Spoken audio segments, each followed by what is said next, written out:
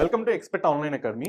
Today we will discuss the compound interest advanced model, some typical questions. ఈ రోజు మనం ఏంటంటే ఎస్ఐ కానిస్టేబుల్కి సంబంధించి కొంచెం ఇంపార్టెంట్ అయిన కొన్ని advanced model questions previous year SSC కానీ రైల్వేస్ కానీ అలాగే కానిస్టేబుల్ ఎగ్జామ్స్ సంబంధించిన కొన్ని model of questions difficult questions ఎలాగ మన షార్ట్ కట్స్లో చేయాలో ఈ వీడియోలో చూద్దాం. మనం already compound interest basic models అన్నీ కూడా మనం క్లియర్ చేయడం జరిగింది. సో ఇప్పుడు మనం కొంచెం advanced model previous year questions ఏవైతే కానిస్టేబుల్కి ఎస్ఐ రిలేటెడ్గా మోడల్స్ ఉన్నాయో ఆ మోడల్స్ అన్ని మనం ఇప్పుడు రిఫర్ చేయడం జరుగుతుంది. ఓకేనా? you already know compound interest formulas and the techniques, 3-to-1 techniques, so fraction techniques ఇవన్నీ కూడా మనం ప్రీవియస్గా డిస్కస్ చేయడం జరిగింది. ఇప్పుడు ఏంటంటే కంప్లీట్గా మనం క్వశ్చన్స్ ప్రాక్టీస్ చేయడం జరుగుతుంది. See here the first question is the effective rate of interest for 2 years corresponding to a nominal rate of 30% per annum payable yearly is. 2 సంవత్సరానికి 13% నామమాత్రపు వడ్డీ రేటుతో సమానమైన ప్రభావవంతమైన వడ్డీ రేటు ఎంత? ఎఫెక్టివ్ రేట్ ఆఫ్ ఇంట్రెస్ట్ అని అడుగుతున్నాడు. ఎఫెక్టివ్ రేట్ ఆఫ్ ఇంట్రెస్ట్ అని అడిగినప్పుడు డైరెక్ట్గా మనం సక్సెసివ్ ఇంక్రీజ్ ఫార్ములా ఏదైతే ఉందో పర్సంటేజెస్లో ఏదైతే యూస్ చేసామో మనం ఇక్కడ కూడా అదే యూస్ చేయడం జరుగుతుంది. చూడండి ఒకసారి, ఎఫెక్టివ్ రేట్ ఆఫ్ పర్సంటేజ్ ఎంత ఇచ్చాడు? 13% ఇచ్చాడు. అంటే x plus y plus x into y by 100. So 13 plus 13 into 13 divided by 100. So effective rate of percentage compound interest లో effective rate అని అడిగినప్పుడు మనం ఏం యూజ్ చేయాలి? Successive increase formula x plus y plus x into y divided by 100. Okay, అంటే 13 plus 13 into 13 by 100. 13 plus 13 is 26 plus 13 square is 169, nothing but 1.69. okay, 27.69 is my answer. 27.69 option C na answer అవుతుంది. okay, second problem. So the effective rate of interest for 3 years corresponding to a nominal rate of 5.88% per annum payable yearly is అన్నాడు. ఇక్కడ 5.88% ఇచ్చాడు. So 10% అని ఇచ్చినప్పుడు మనం కొన్ని values before already discuss చేయడం జరిగింది. సో ఎక్కువ మోస్ట్ ఫ్రీక్వెంట్గా 10% ఇస్తాడు. 10% అంటే 3 years to 46.41% సంథింగ్ మనం ఈజీగా చెప్పడం జరుగుతుంది. కానీ ఇలాంటి డిఫికల్ట్ ఇచ్చినప్పుడు మనం ఏంటంటే 3 yearsకి కాబట్టి 3 సక్సెసివ్కి మనం ఎలా అయితే ప్రాబ్లమ్ సాల్వ్ చేస్తామో ఈ సక్సెసివ్ ఇంక్రీజ్ మోడల్లో, ఓకే, సక్సెసివ్ ఇంక్రీజ్ మోడల్లో 3 ఎలా ప్రాబ్లమ్ సాల్వ్ చేస్తాం మనం? x plus y plus x into y by 100. 2 ratios తీసుకుంటాం, 2 పర్సెంటేజెస్ తీసుకుంటాం, ఆ రెండింటికి సాల్వ్ చేస్తాం. వచ్చిన వాల్యూతో మళ్ళీ ఇంకొక వాల్యూకి మనం సాల్వ్ చేయడం జరుగుతుంది. ఓకేనా? సేమ్ ఇక్కడ కూడా ఏంటంటే మనం ఫస్ట్ 3 yearsకి అడుగుతున్నాడు కాబట్టి ఫస్ట్ అంటే 5.88 3 years కదా. So 5.88 plus and 5.88. సో నేను ఏం చేస్తున్నానంటే ఇక్కడ ఫస్ట్ 2 yearsకి 5.88 x plus y plus x into y by 100 ఫార్ములాలో యూజ్ చేస్తున్నాను. చూడండి, 5.88 plus 5.88 plus 5.88 into 5.88 divided by 100. ఓకేనా? చూడండి, 5.88 plus 5.88. So 5 plus 5 is how much? 10. ఓకేనా? ఇక్కడ 8 is 16. 8 8s are how much? 8 8s are 64. అంటే ఇక్కడ 4 ఇక్కడ 16 వస్తుంది. అంటే లాస్ట్ డిజిట్ 0 అవుతుంది. ఓకేనా? లాస్ట్ డిజిట్ 0 అవుతుంది.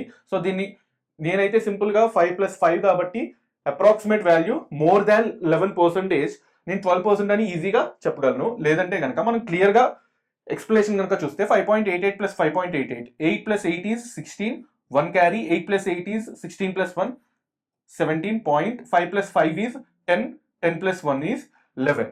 Okay, 11.76 plus 5.88 into 5. దీన్ని ఎలా రాయొచ్చు మనం? సింపుల్గా 588 ఇంటూ 588 డివైడెడ్ బై 100 ఇంటూ 100 అని రాయొచ్చు. అంతేనా? సో అబౌవ్ న్యూమరేటర్లో ఉన్న 2 డెసిమల్స్కి 2 zeros, 2 డెసిమల్స్కి 2 zeros. So 588 into 588.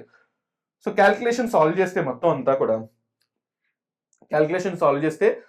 కూడా మనకి ఎంత వస్తుంది చూడండి, 588 ఇంటూ 588. సో మీరు అబ్జర్వ్ చేస్తే మొత్తం 1 2 3 4 5 6 డెసిమల్స్ వస్తాయి. 6 డెసిమల్స్ అంటే అప్రాక్సిమేట్గా 0.34 వస్తుంది. అక్కడ అప్రాక్సిమేట్గా 0.24 వస్తుంది. 0.24 సంథింగ్ వాల్యూ. సో చూడండి 588 ఇంటూ 588 మీకోసం నేను క్లియర్గా మొత్తం అంతా క్యాల్కులేషన్ చేస్తున్నాను. నార్మల్గా అయితే 11 పాయింట్ మోర్ దాన్ సంథింగ్ ఉంది కాబట్టి ఇక్కడ నేను 12% అని ఈజీగా చెప్పొచ్చు. సో 588 ఇంటూ 588 అంటే so 8 8s are 64, 6 carry, 8 8s are 64 plus 6 70, 0 7 carry, 5 8 5s are 40 plus 7 47. Okay, again 0 7 4074, again 5 8s are 40, 0 4 carry, 5 8s are 44, 4 4 carry, 5 5s are 25 4 29. So 4 here, 4 here, 7 plus 4 11, 11 plus 4 15, 5 1 carry, 14 1 carry, 3. Okay, so అప్రాక్సిమేట్గా మీరు observe చేస్తే కనుక 1 2 3 4 5 6 1 2 3 4 5 6 0.34 అంటే approximate value నేను ఎంత తీసుకోవచ్చు, 12% తీసుకోవచ్చు. ఓకేనా, ఇప్పుడు 12%కి మళ్ళీ 5.88కి రిమైనింగ్ ఈ 5.88కి సక్సెసివ్ ఇంక్రీస్ ఫైండ్ అవుట్ చేస్తే 12 plus 5.88 plus 12 into 5.88 divided by 100. ఓకేనా, or else 588 divided by 100 into 100 అని కూడా రాయొచ్చు. ఓకేనా, 588 ఇంటూ 12.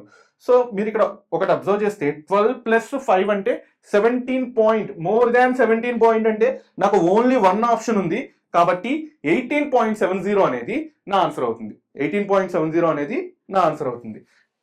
ఓకే, నేను దానికి క్యాల్కులేషన్ ఏం చేయకుండా సింపుల్గా అక్కడ ఇచ్చిన ఆప్షన్స్లో ఓన్లీ ఒకే ఒక ఆప్షను, మోర్ దాన్ 17.88 ఉంది, 18.7 కాబట్టి ఇదే నా ఆన్సర్ అవుతుంది. ఓకే, నేను ఇంకా క్లియర్గా మళ్ళీ మొత్తం క్యాల్కులేషన్ చేయలేదు. See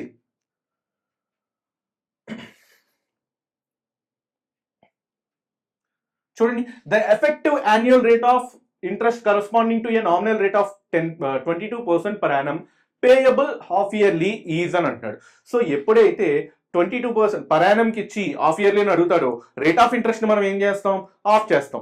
if it is quarterly అయితే డివైడెడ్ బై 4 చేస్తాం. కానీ ఇక్కడ హాఫ్ ఇయర్లీ అని అన్నాడు కాబట్టి 22%ని నేను ఏం చేస్తున్నాను, 22 డివైడెడ్ బై 2 అంటే 11%. ఎందుకంటే హాఫ్ ఇయర్లీ అని అన్నాడు, పర్ యానం అంటున్నాడు అంటే 2 హాఫ్ ఇయర్లీ ఉంటాయి. 2 టైమ్స్ అంటే సక్సెసివ్ ఇంక్రీజ్ కి ఎక్స్ కి వై కి ఎలా ఫైండ్ అవుట్ చేస్తామో అలాగే ఫైండ్ అవుట్ చేయడం అనమాట. ఓకేనా, so effective annual rate of interest corresponding to A nominal rate of 22% per annum అంటున్నాడు, కానీ హాఫ్ ఇయర్లీ పే చేస్తున్నాడు అని అంటున్నాడు. సంవత్సరానికి 22% నామమాత్రపు వడ్డీ రేటు అనుగుణంగా ప్రభావవంతమైన వార్షిక వడ్డీ రేటు ఎంత అని చెప్పేసి అడుగుతున్నాడు.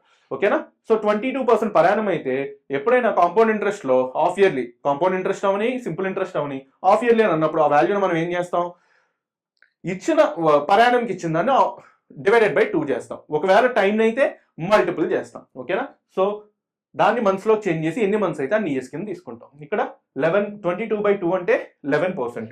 So 11 plus 11 into 11 divided by 100. చూడండి, 11 plus 11 is 22, more than 22. 22 plus 11 into 11 is nothing but 1. What is the 11 square? 11 square is 120.